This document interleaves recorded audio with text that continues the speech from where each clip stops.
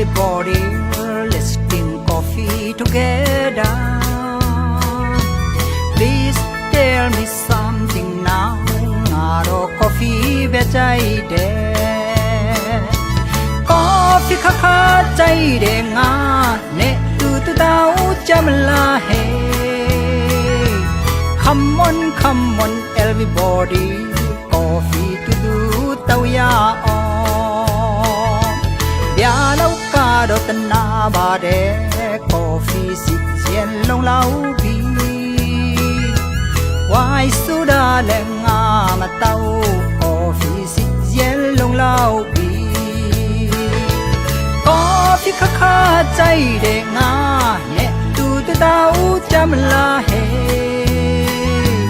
Come on, everybody, coffee to do tao ya on.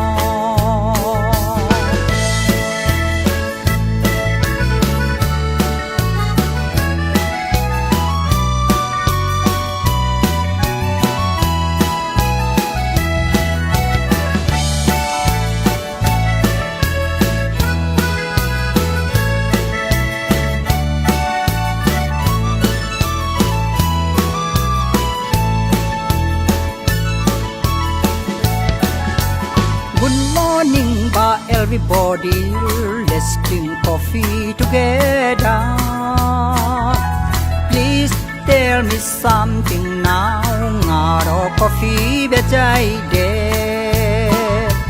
Coffee kha kha chai de nga ne tu tu tao chamla hai.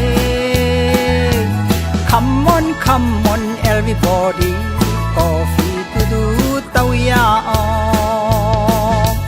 Bia lau ka do tan na ba de, coffee si chen long lau bi. Why suda leng a mat tao, coffee si chen long lau bi. Coffee kha kha chai de nga ne tu tu tao cham la hai. Come on, everybody, coffee to do tao ya on. Come on, everybody, coffee to do tao ya on.